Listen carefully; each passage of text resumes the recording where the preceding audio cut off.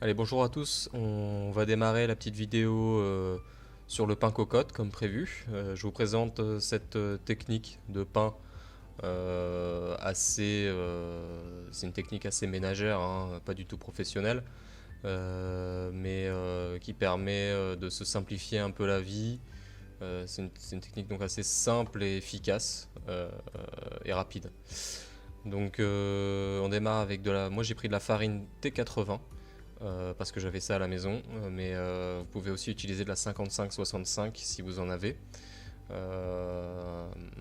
À savoir qu'une farine, plus elle est complète, plus elle est riche en nutriments, mais moins elle va développer en termes, elle est moins pure, elle a moins d'amidon, donc elle va un peu moins alvéoler, un peu moins développée, mais elle sera plus riche.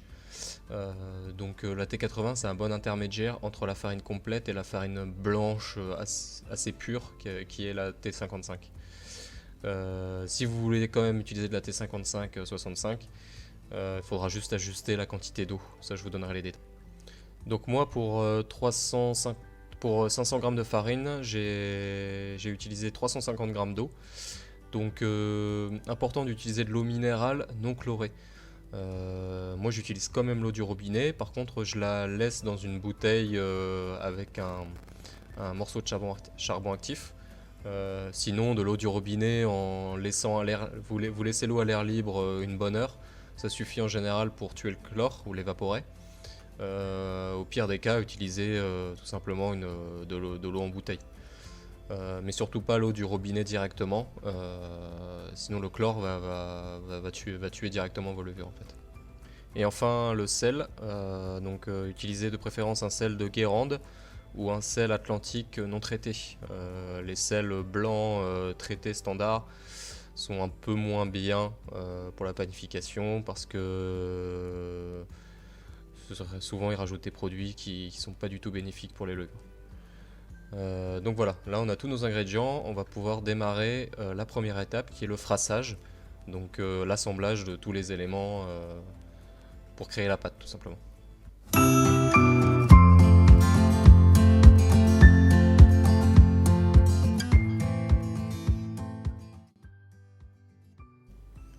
Voilà, pour le frassage, vous allez juste venir verser la farine dans la cuve remplie d'eau.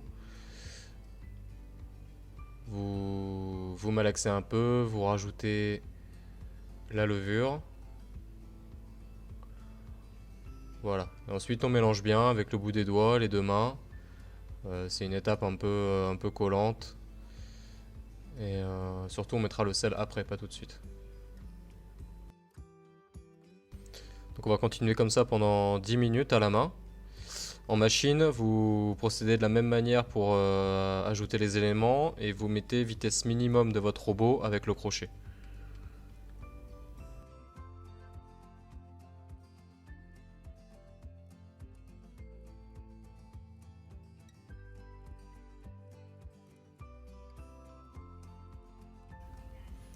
Quand le frassage est terminé, on ajoute le sel, on mélange légèrement.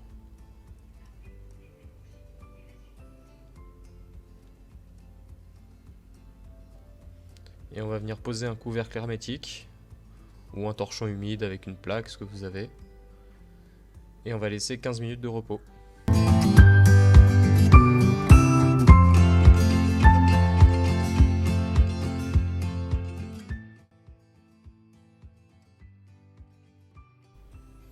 Une fois le repos terminé, on passe à l'étape du passage en tête. Donc ça va consister simplement à taper la pâte contre le plan de travail et à la ramener sur elle. Voilà, comme ça.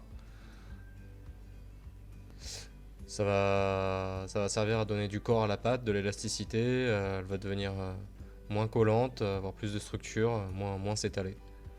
Voilà, ça dure 5 minutes de travail à la main, en enchaînant le plus rapidement possible. Bien travailler la pâte. Au robot, on va juste augmenter la vitesse d'un cran, donc vitesse 1 pendant 5 minutes.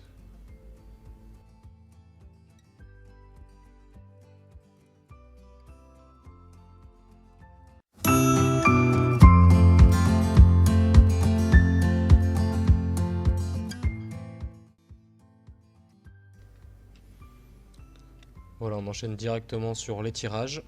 Donc cette fois, on va juste tirer la pâte d'un côté et la ramener à peu près vers le milieu, milieu trois quarts. Et on enchaîne ainsi de suite. Voilà, toujours pour donner de la structure et finir de travailler la pâte. C'est à cette étape-là qu'on juge la qualité de la pâte, voir si elle n'est pas trop humide ou trop sèche. On peut dans ce cas-là mettre plus ou moins de farine, en rajouter plus ou moins pour rectifier. Les tirages manuels durent à peu près 5 minutes. Au robot pour cette étape, on va mettre vitesse 3 pendant 10 minutes.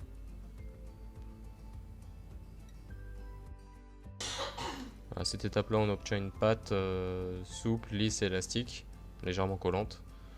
On va pouvoir la remettre dans son bac pour la faire pousser 2 heures. Donc on va la faire pointer. Cette étape s'appelle le pointage. On la replace dans son bac et on place un torchon.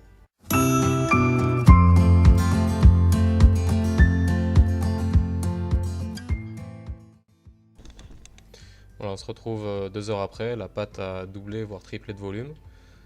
Si la pièce n'était pas assez chaude et que c'est pas assez levé, il ne faut pas hésiter à mettre une demi-heure, 1 heure de plus. Voilà, on réétale la pâte sur le plan de travail, légèrement fariné. On vient graisser notre moule Pyrex ou cocotte, si vous avez une vraie cocotte en fonte, c'est le top. On vient le graisser, le fariner ou mettre un papier sulfus sous le fond, c'est comme vous décidez, comme vous voulez. Donc bien chemisé, huile farine, on vient remettre notre pâton bien formé dessus. Et on vient faire la grigne, donc des entailles au ciseau, ça va très bien. Voilà, des entailles d'un bon centimètre dans la pâte, ça va permettre un meilleur développement et une jolie croûte. Et on le met dans le four directement avec son couvercle. Un couvercle hermétique, donc un couvercle de cocotte ou un couvercle, ce que vous avez. Donc départ four froid. Et on met en four traditionnel à 240 pendant 30 minutes.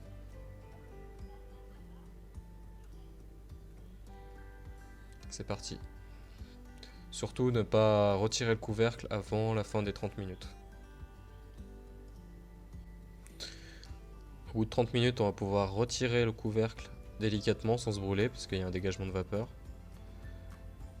Et on va retirer le pain de son moule pour terminer la cuisson à l'air libre et finir de former la croûte.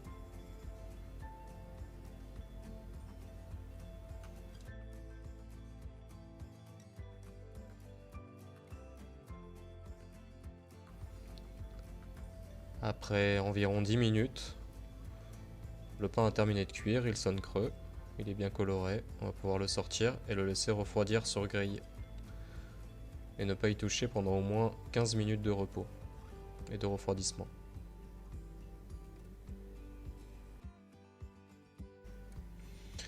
Et voilà, on obtient un pain légèrement alvéolé, un petit peu dense mais c'est pas désagréable. Et pour une recette cocotte, loin de la fabrication des boulangers professionnels, on obtient un résultat assez satisfaisant. Bon appétit!